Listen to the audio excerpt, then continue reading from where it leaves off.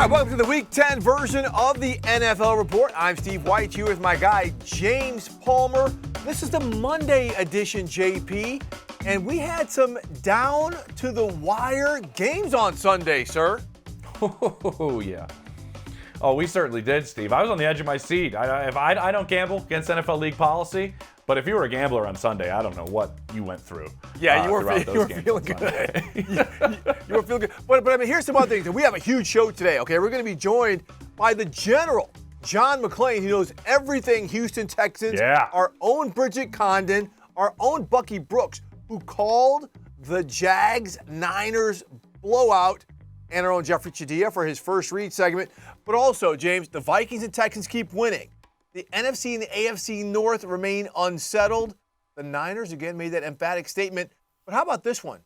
The Raiders continued their addition by subtraction victory tour. And last thing, JP, before we really get rolling right here, we know the international series is finally over. And overseas in Europe, it is all about football, the soccer style.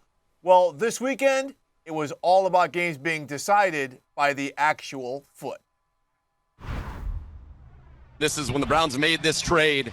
This is why he was brought here. Dustin Hopkins, one time, my friend. One time. This will be a 40-yard field goal attempt for the middle of the field. 3 seconds left. Here's the snap. It's a good one. The hold is good. The kick is on its way, end over end, and it is good. The Browns have won it. They've come from behind. That's right. The Browns came from behind to win on that game-winning field goal. One of 5 game-winning field goals. And, JP, that tees it up for our Monday segment. Bigger news. Okay, the Browns' last-second win over the Ravens, or the Texans' last-second win over the Cincinnati Bengals in the Natty. Wow. Real quick before I get going, friend of the show, Roddy McLeod right there, hugging Dustin Hopkins, who had maybe the quote of the weekend saying, I felt like an arsonist that put out my own fire by kicking that game-winning field goal, because remember, he missed an extra point late. Yes, he did. Which is a phenomenal quote, by the way. I'm going to say the bigger news is that the Browns took down the Ravens, because it has a larger impact than the Texans beating the Bengals, which we will get to, and was a brilliant win and another great performance by C.J. Stroud. Because, Steve, this win had the Ravens really on the verge of distancing themselves from the rest of the group in an unbelievably packed AFC North. Now, with the Browns winning that game, they are in the thick of things. Them and the Steelers, both a half a game back of the Ravens. What do we have coming up on Thursday, Steve? What's that game on Thursday night? Do you know? My. Could it be the Steelers? Is that the Steelers at the Browns? Yeah. And then we also have the Ravens and the Bengals going at it as well this upcoming weekend. So that's why this win by the Browns really bunched up this division once again. And I thought, to me, the Ravens have been out physicaling everybody. You know, they went and laid a beatdown on the Lions, on the Seahawks. And what did the Browns do in the second half? They were just wearing out the Baltimore Ravens. Specifically, you see from that Jerome Ford run where the entire team's pushing him halfway down the field. And if the defense continues to play like one of the best in football, and we see Deshaun Watson play like he played in the second half, 14 of 14, played well with his legs on an injured ankle. It was almost kind of a representation of the way this game was and the way this Browns team fought. He fought through that ankle injury. He played brilliantly in the second half. The first time I think Browns fans can say, this is why we gave him that contract. This team could be very dangerous if Deshaun Watson continues to play like that moving forward, because we know how good the defense is. And this is why I'm with you on the Cleveland victory being bigger. I mean, standings aside, we have seen the Browns defense step up when Deshaun Watson was hurt, when P.J. Walker was their starting quarterback. We've seen other players and other units step up. Now they stepped up while Deshaun Watson was playing like he finally felt comfortable playing the game. That, to me, is dangerous. Because when you watch Deshaun Watson, I mean, besides the 14-14 passing, some of the plays he made with his legs, and not just running the ball, but scrambling, coming to the line of scrimmage, forcing defenders into no man's land and dumping the ball over the head to Elijah Moore, or something like that, it seemed good. It seemed good to him. And now I'm like, oh boy, these Cleveland Browns could really be a terrifying act if they can build some consistency with that type of effort. But quickly, JP, we cannot understate how big that win was by the Houston Texans over Cincinnati either.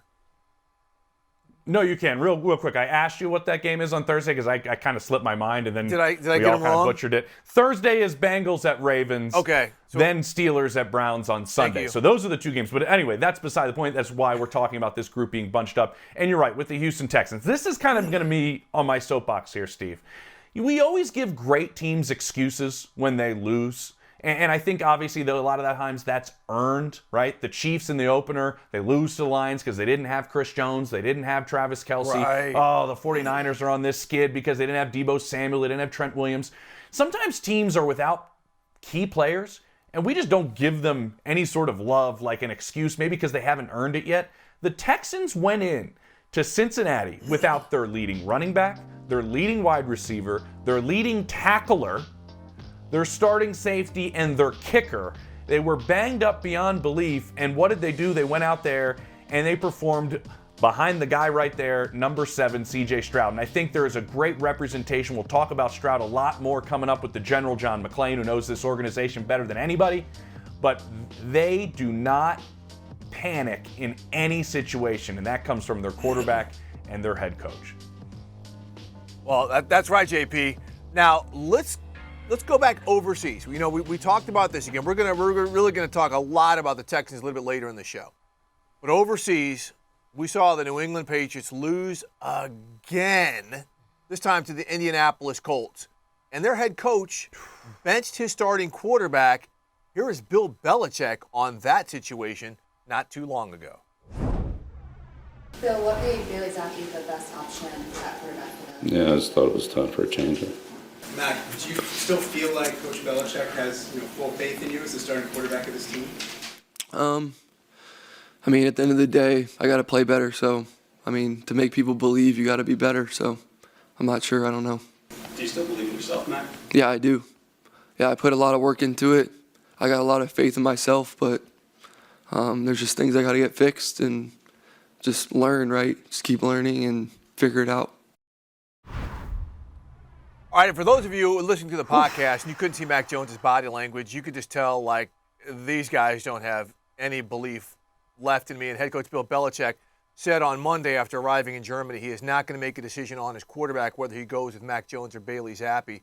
On the other end, JP, another big story, we had Josh Dobbs winning his second game with the Vikings. So bigger news, Josh Dobbs and the Vikings not only winning their second straight with Dobbs with 5th in a row, or Mac Jones getting benched and his future now really uncertain in New England.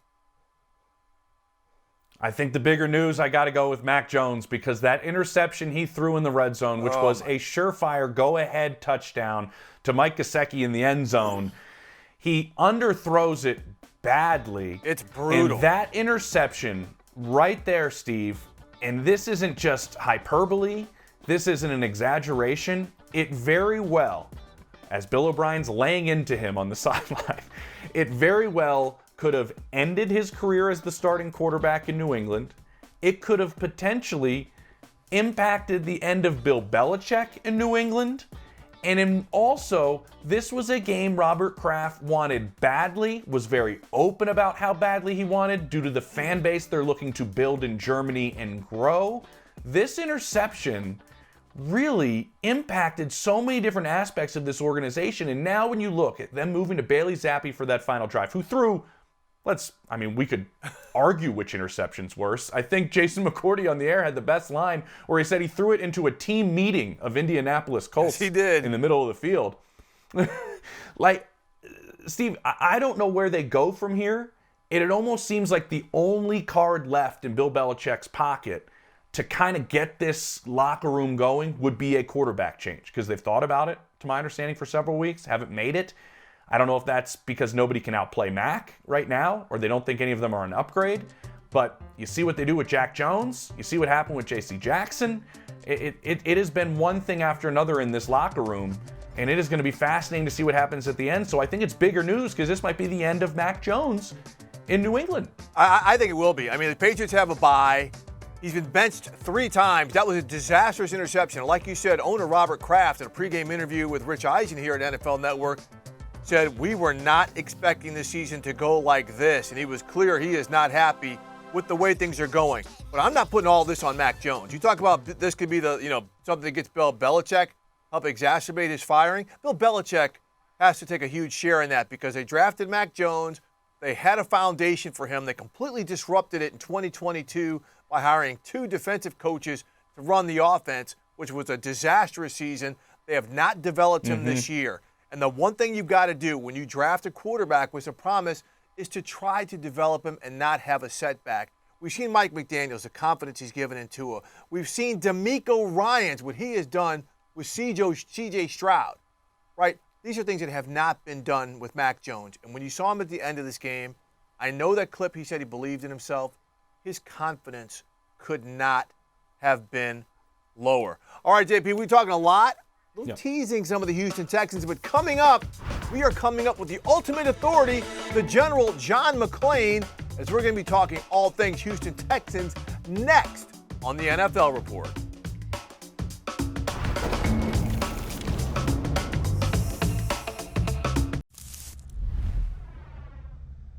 CJ one back, it's Boone.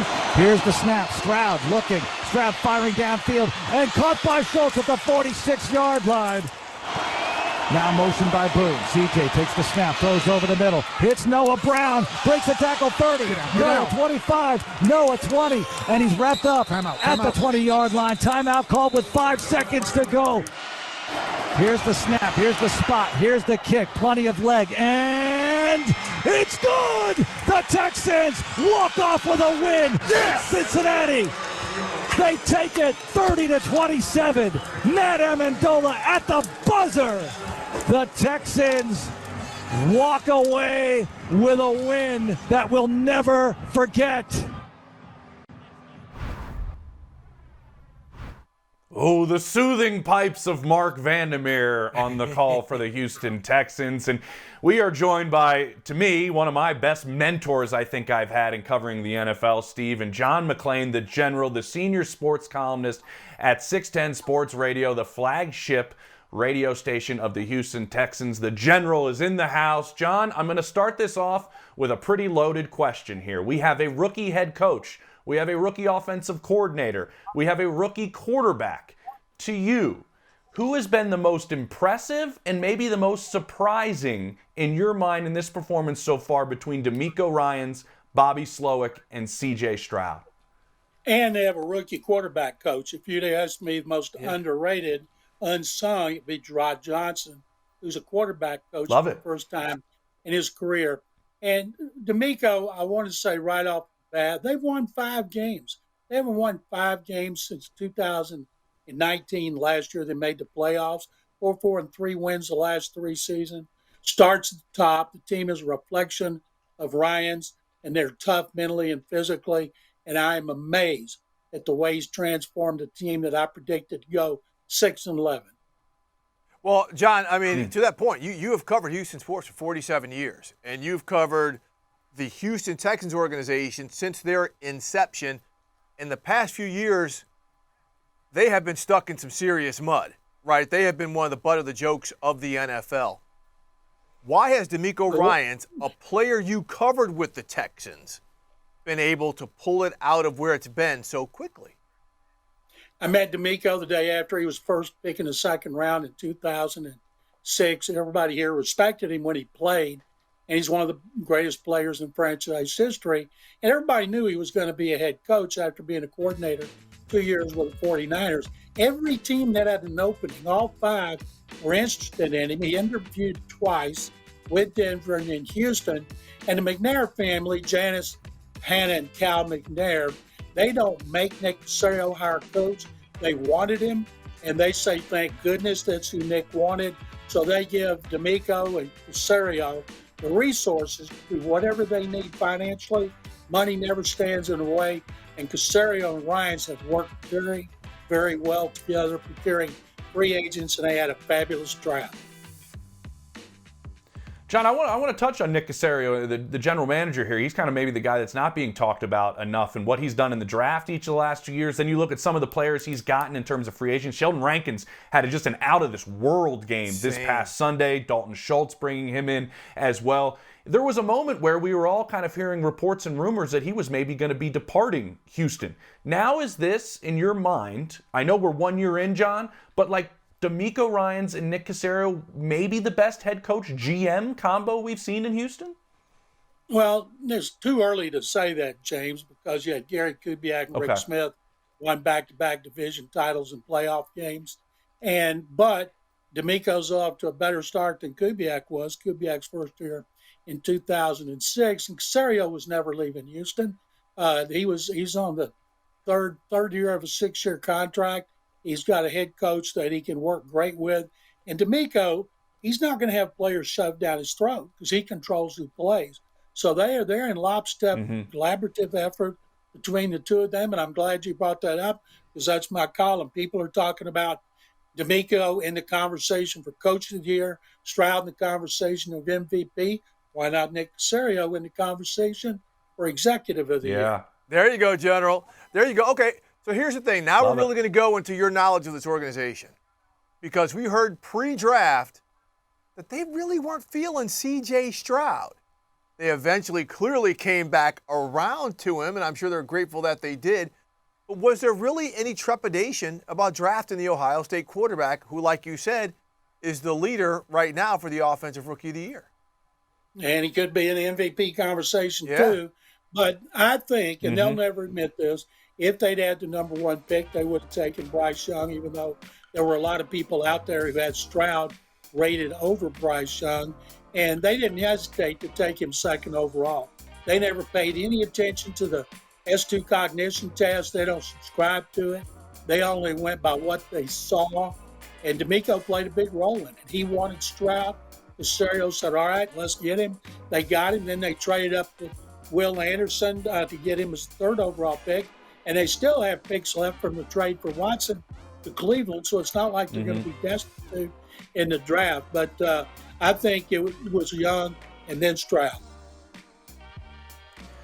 John, everybody in the NFL has their eye on C.J. Stroud, and I might be the most talked about player, no lie, in the entire league over the last 2 weeks. But I'm curious if we could rewind and there was any maybe conversation you had early on in the spring, sometime during camp, where I don't know if anybody predicted this, but you saw or heard or had a conversation with someone to where you thought, you know what, this really might be something with Stroud in his rookie year.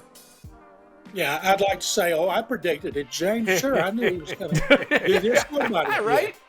Nick Caserio didn't know it. D'Amico Ryans, Bobby Slowick, Rod Johnson.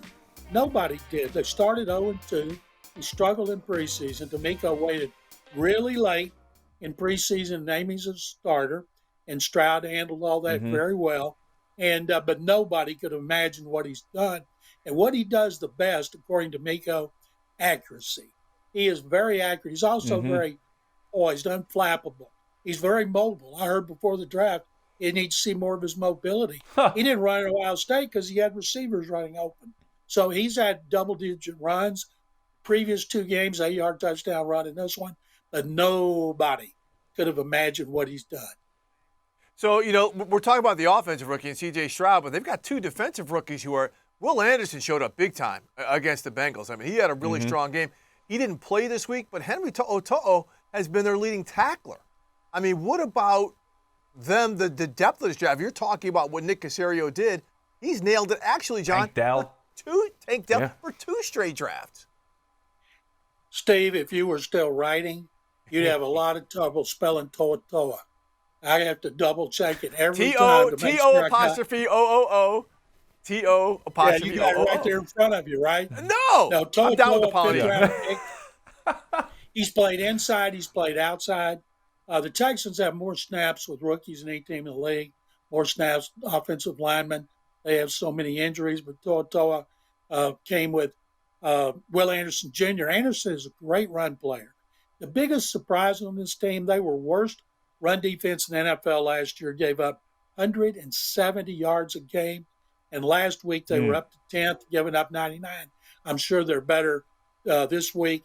But it's amazing the transformation D'Amico Ryans and Matt Burke, the defensive coordinator, have been able to make on the run defense. And then they only rush most of the time 4 guys. And y'all mentioned Sheldon Rankins earlier. Oh, 3 sacks, career high. Mm-hmm. He's been great. Another one of the free agents they brought in who's worked out really well.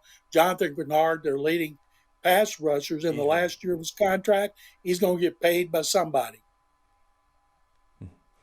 John, I miss my days working next to you in Houston. I loved covering the team on a daily basis there, so I have to know what it feels like in Houston right now. Like, what is the vibe? What is the feeling in the city right now? I've covered the NFL here for 47 years. I've been on a lot of roller coasters. 2019, they beat Buffalo in the playoffs, blew that 24-point lead at Arrowhead Stadium, and it all went down the toilet. You had coaching issues, Deshaun Watson issues. Everybody was negative. Nobody was happy. Now it's like a dark cloud is lifted off that organization. The McNairs are happy. Caserio, I've seen Caserio smile a couple of times, actually. And then, of course, D'Amico smiled every day. It's fun to go to NRG Stadium again. All right, I got to ask you this. It's somewhat Texans related, but you're wearing your Pro Football Hall of Fame hat. We know you're a Pro Football Hall of Fame selector. Andre Johnson, the great Texans wide receiver, has been locked in a cluster of wide receivers. Torrey Holt, Reggie Wayne, Steve Smith, the last couple of years. How are you as selectors going to kind of break that wide receiver logjam, and does Andre Johnson have a legitimate shot to get in 2024? I've presented Andre in each of his first 2 years, and I'm going against Tony Dungy and Bill Polian. They're pushing Reggie Wayne, who's deserving, Torrey Holt's deserving, and it's kind of a logjam like it was for years with John Stallworth and Lynn Swann. So I just wish one of them would get in.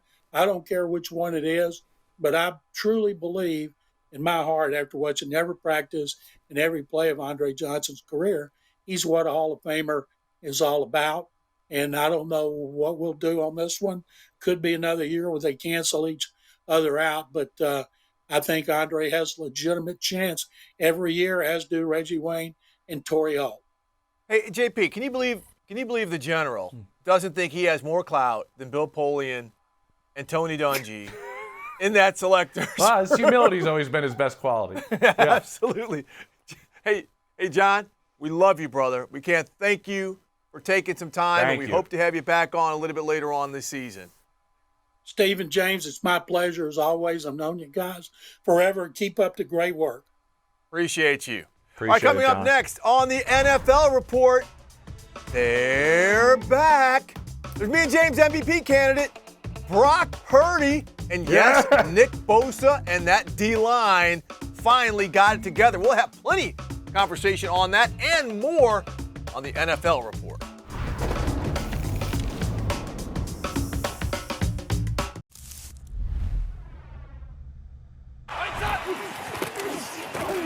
On the end around, here comes Deebo Samuel. Blockers in front. Williams is one of them. And Deebo Samuel's in. Touchdown, San Francisco. Welcome back to the NFL Report with James Palmer, Steve Wyche, and it was an absolute beatdown by the San Francisco 49ers, 34-3 over the Jacksonville Jaguars. And Steve, our guest now, Bucky Brooks, who, like, you know, there's like a gold star, like a North Star you have, Steve, to all our podcast listeners out there. It's Move the Sticks podcast with Bucky Brooks and Daniel Jeremiah. I mean, that's what we're shooting for every day, Buck. We're never going to get there, but, you know, we can strive for it. Hold up now, Bucky. Let him know. Let him know about the original podcast. Let him know. We were the original podcast, James. Probably like the little research, little Cover 2 podcast, Steve Wyche, Bucky Brooks, bringing it to you live and direct in your ear. Like, yeah, we're the originators. I feel like I shouldn't even be out here. I feel like you guys should just reunite and do a segment yourselves, just for old time's sake. And we had the flavor in the air before this place knew how to put out a podcast. Now we rock and roll. But Buck, let's get rocking and rolling here. You called the Jags game. We had their tight end Evan Ingram on the show not too long ago, and he said, hey, we can play physical football. We're just not a finesse football team. Was what happened Sunday against the Niners a reality check with that? I don't know if it was a reality check in terms of the physicality and toughness, because they've had other games where they had to kind of step it up They play the Pittsburgh Steelers right before the bye week. That's a game that always will test the physical toughness of your team because they're one of the standard bearers when it comes to toughness and grit and those things. What it was, though, was a reality check in terms of the difference between playing middleweights and heavyweights. The San Francisco 49ers have been a title contender for the last few years. I understand their playing style and how physical they play, but also the talent that they have on both sides of the ball. And what you saw was a little bit of a talent disparity between the San Francisco 49ers and the Jaguars. You look at that defensive line, adding Chase Young. People don't even talk about the addition of Randy Gregory, but they were able to do some different things that they hadn't displayed. Five-man front with all those guys kind of standing up and moving around. And it made a tremendous difference with Nick Bosa, Chase Young being able to kind of move around and really create and exploit some one-on-one matchups. And then offensively, man, you talk about being able to play positionless football. When you have a Christian McCaffrey, a Deebo Samuel, a George Kittle, a Kyle Juszczyk, and all those guys lined up in various spots on the perimeter, made for a very challenging game. And then the Jaguars just didn't play well enough to be able to take that game into the fourth quarter. So a disappointing performance, even though we could talk about how well the Niners played. The Jaguars certainly didn't bring their A game to this matchup. Bucky, I saw you on the sideline of that Jaguars-Steelers game 2 weeks ago before their bye, so I'm kind of curious. We both witnessed that game, and we witnessed how they've played the games leading into this one. They have a bye, and then obviously the Niners had a bye as well. It almost seemed like the bye was beneficial for San Francisco. Get healthy, right? Regroup after 3 straight losses, and maybe looking at it from Jacksonville's perspective, it was like, man, I don't think we want to bye right now after that win over the Steelers. Yeah, no, and talking to Doug Peterson after the game, he was kind of perplexed by the way the team performed. He thought the practices leading up to the game were great, expected the team to play really well, and they didn't. The one thing that he talked about was maybe the lack of urgency. When you have a young team and stepping up and playing in these big games, the urgency is needed right away. And for the Niners, there was a lot of conversation about the defense, about the defensive coordinator, about Brock Purdy. This was a very motivated team that had 2 weeks to kind of stew in all of that muck. They came out motivated and played it like a playoff game. The Jaguars did not match their intensity, which is why you saw such a lopsided score. Bucky, we only have about 90 seconds left here, but you're tight with Steve Wilks, the defensive coordinator with the 49ers. They made a big deal about him coming from the booth to the sideline, and he has kind of been in the crosshairs right here. What did he do? You talked about the 5-man defensive front. That is not something that the Niners do very often. But what did you notice from your conversations with him or whatever, how he handled prepping his team for this game?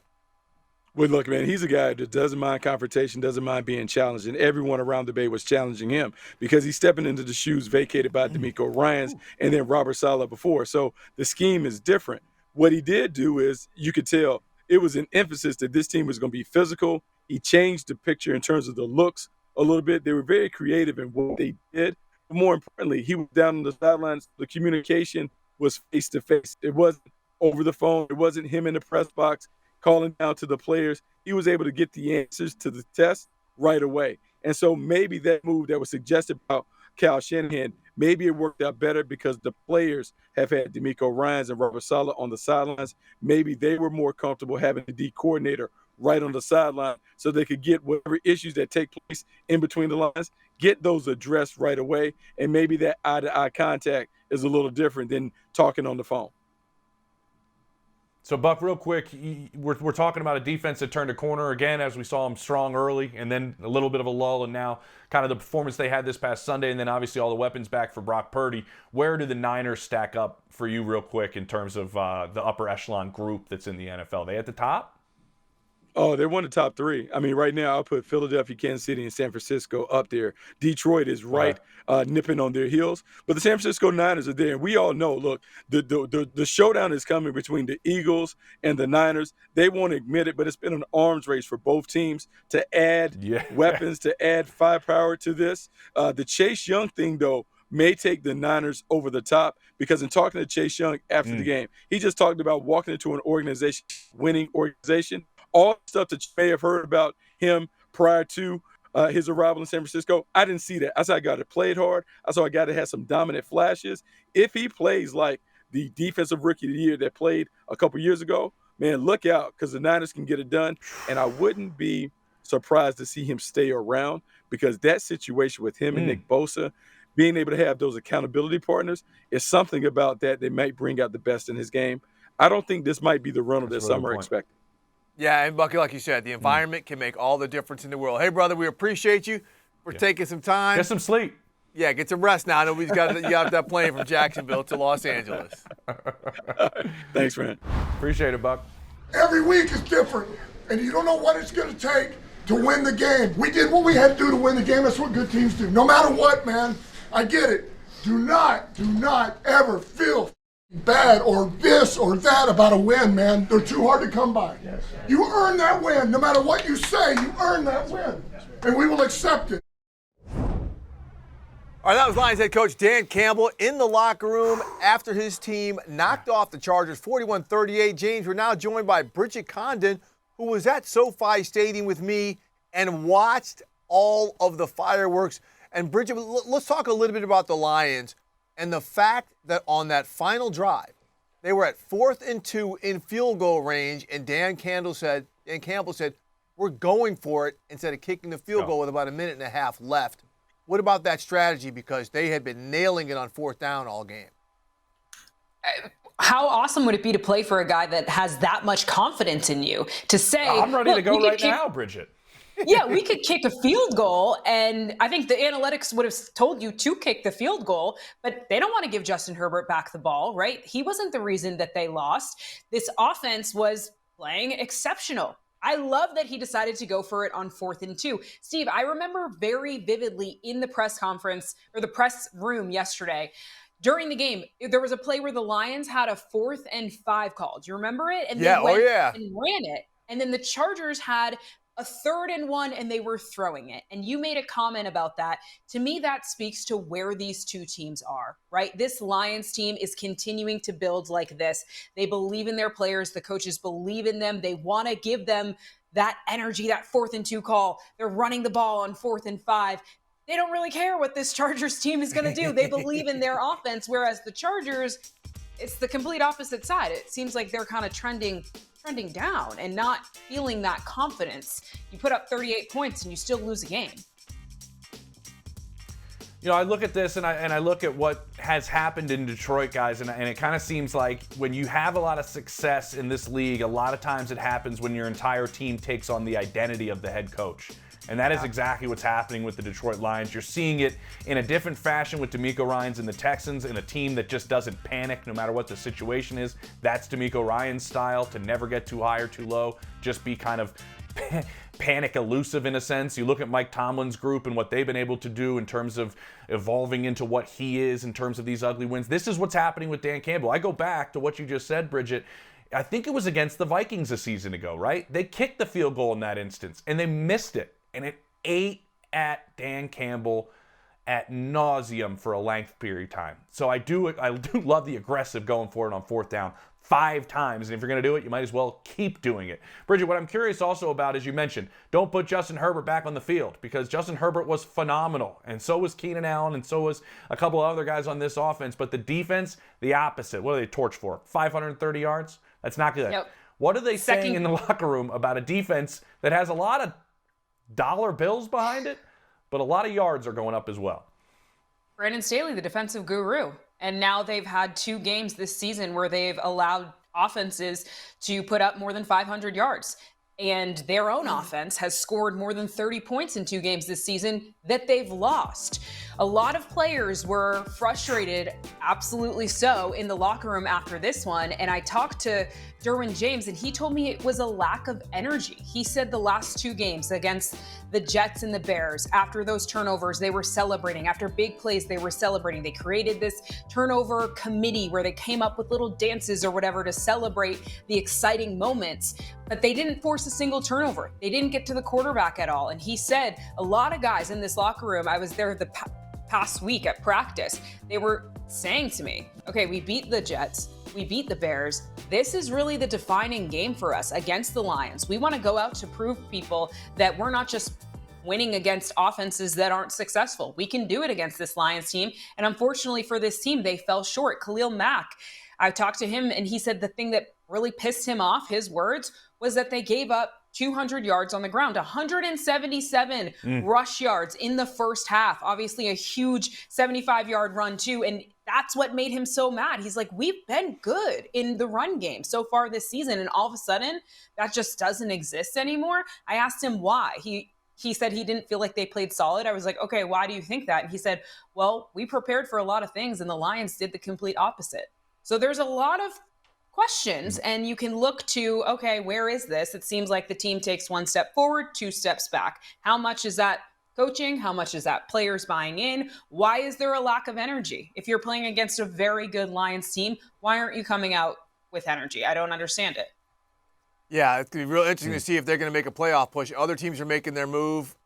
James, we said this earlier about the Raiders. They're taking one step forward, but on a treadmill, that being the Chargers. Bridget Condon, really, really good stuff right there. When we come back next on the NFL Report, it's the Monday First Read segment. We're bringing in our Jeff Chadia. My little Colts. See what's going on there. Back on the NFL Report.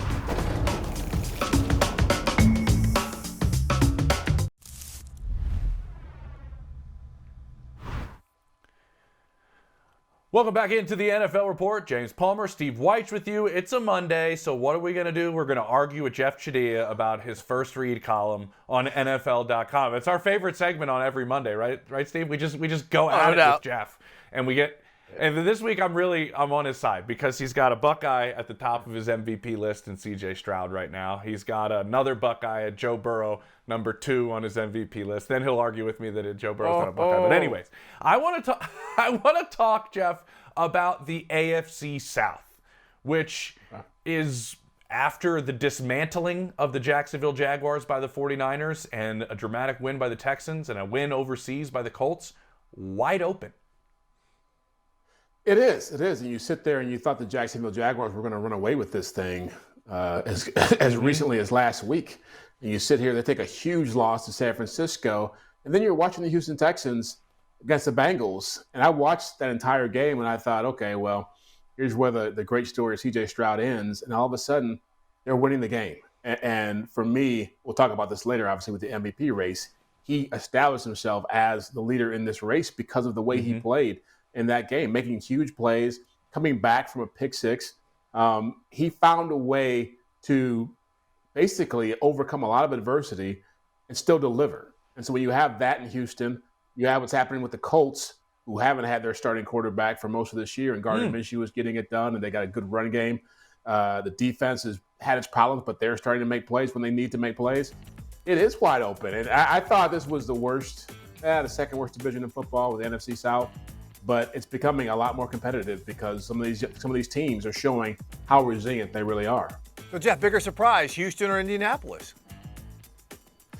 Oh, it's got to be Houston. It's got to be Houston. And you look at where that team has been over the last 3 years. They've had 4 coaches in 3 years. They've had 11 wins coming into this season, and they're relying on a rookie quarterback without much of a running game, without any real star power. And they are sitting here at 5-4 with an opportunity to really push Jacksonville for the division or maybe get a wild card spot. Nobody would have predicted this. I mean, maybe at best a 5-6 win team. They're already at that point right now.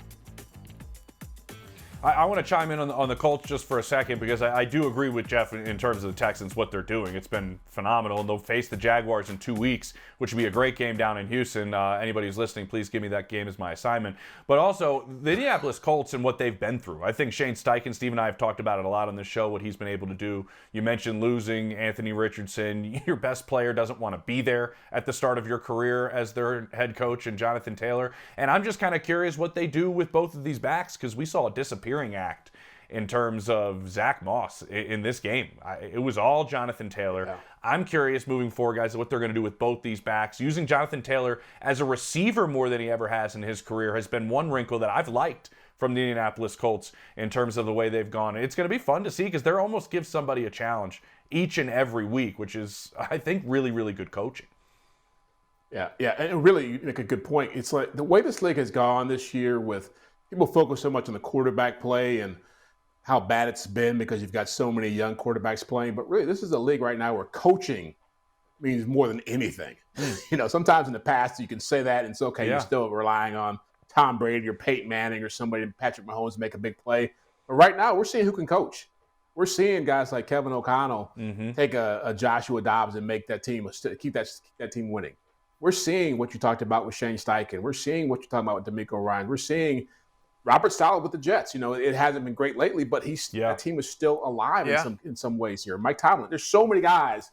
As hard as to pick MVP, great point. Coach of the Year, it's going to be a whole lot tougher.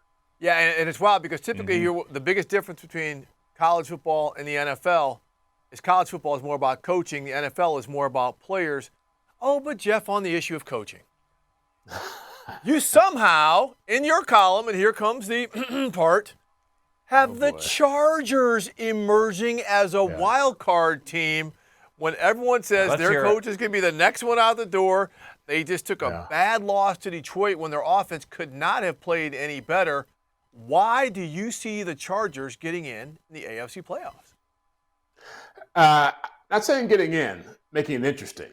And so I still think they've got a great opportunity. They're making it interesting. and so the Chargers, maybe I'm always seduced by them. Maybe I watch these games like last night and I'm sitting here thinking, man, they just scored 38 points and Justin Herbert looks phenomenal. Yeah, the defense stinks, but they have so many weapons and so much firepower, and they end up losing.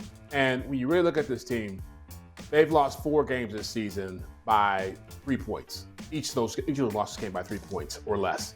And so that tells me if they can find some way to make a play here or there with all this talent, they can get it going. In the second half of their last 7 games are a lot of winnable games in there. Yes. Titans, they've got the Broncos a couple of times, they got the Raiders. They still, amazingly, can control their own destiny and get to a 9, even a 10-win season.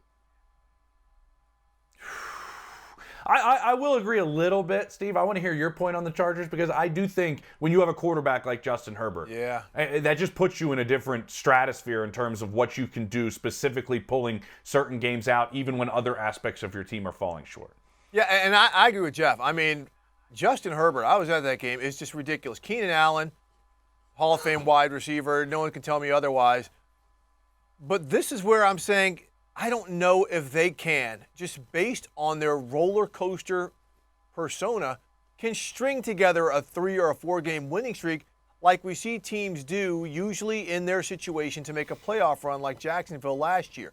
But Jeff, I want to get back to you because the team that's actually ahead of them in the standings, their division, the Raiders, they've won 2 straight. Aiden O'Connell, I call this their addition by subtraction tour, but you don't have them on your list of potential playoff teams. Monsieur. Look, I've seen this story way too many times, and seen it with the Raiders, by the way, 2 or 3 times. You always get a bump. That's just what I thought you were getting at. I've seen this too many times. I've seen this story before with the Raiders. I was covering the Raiders when Joe Bugle got pushed into that chair. I've seen Art Shell do this. I've seen Rich Bisaccia do it a couple of years ago when John Gruden got pushed out. You always can get a bump with an interim coach, and Antonio Pierce has done a great job. But I just don't think they have enough talent in the room. To me, the Chargers are a way more talented team than the Raiders are, and especially at quarterback. And so when you're talking about having to make plays down the stretch, yeah, you can get away with that in the first game without Josh McDaniels. You can get away with it when you're playing a Jets team that has no offense to speak of right now. But to do it week in and week out, man, it's going to be tough. I mean, eventually you come back to who you are, and offensively, they're a pretty limited team. This is where I agree with Jeff, and I'm going to agree with Jeff moving forward as we talk about the MVP listing you have now. Oh, boy. After this past week, we have CJ Stroud. Your motives are quite ulterior, JP. Yeah. Joe Burrow. No, I actually really love number 3 because Dak Prescott last week on this show, Jeff, was my guy that was not part of the conversation in the first half of the season, and my prediction is he will be part of the conversation at the end of the year. Run us through your top 3. Why are they in the spots that they're in? Well, CJ Stroud clearly is there because of what he's done over the last couple weeks. I mean, he's been lights out. He's delivered in key games, and it's hard to imagine. I know people say, oh, they're not winning their division. They're not as good as Philadelphia or Kansas City or Baltimore. where would they be without C.J. Stroud? Right. They would not be talked about as a postseason contender. They don't have anybody else on that team who is doing what he's doing. So for me, that's what an MVP does.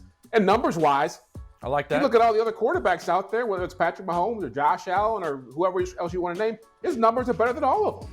And so if it's a quarterback award and you're playing the best at quarterback, you should be in the conversation. And then obviously Joe Burrow is there because of what he's done with Cincinnati and the way he's been playing over the last few weeks. And then Dak Prescott, the most beat up on quarterback in this league, has been playing lights out for the past month, and nobody wants to give him credit for it. I'm giving him credit for it now because he's playing at a level he's never played at, and that team is playing well because of him offensively. Yeah, Dak's done some great things. And by the way, Joe Burrow went to school at Ohio State but played football at LSU. Yeah. So, Jeff, that's what they do down there, Steve. We watched that one. Hey, that was the most beautiful statement I've heard in quite some time. Well, a guy I mentioned, who's not on your MVP list is Jared Goff.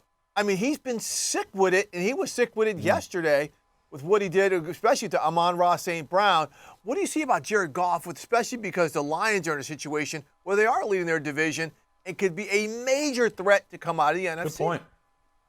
Yeah, he's definitely in that second tier of candidates. And for my money, Jalen Hurts is there as well. If you want non-quarterbacks, you've got A.J. Brown, you got Myles Garrett, you got Tyreek Hill. And I imagine at the end of the season, Jared Goff will be in that conversation. It's just really hard to look at guys like Lamar Jackson or Tua who've also played well and move them out of the top 5. But Jared Goff deserves to be in there. He probably gets hurt more so because he's not as spectacular. That team is really built as a team. He doesn't stand out in the same ways these other guys do, although he's making the plays for this team. So I agree with you. He's playing at a high level. He'll probably be in the conversation, but those other guys I mentioned just have had their moments. Jared Goff hasn't had his moment yet. Listen, I've been very selfish this entire segment, Jeff, but that was Steve being super selfish because that was his pick for the quarter for the. Jeff said he's going to be there at the end of the season.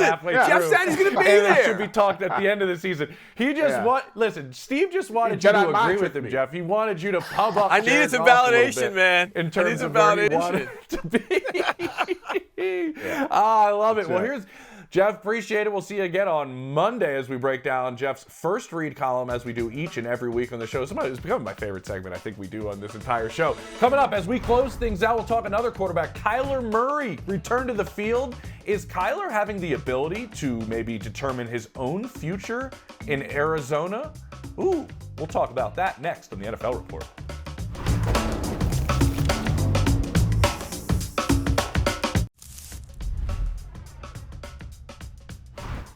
Hey everybody, this is Alex Highsmith of the Pittsburgh Steelers, and this is the NFL Report.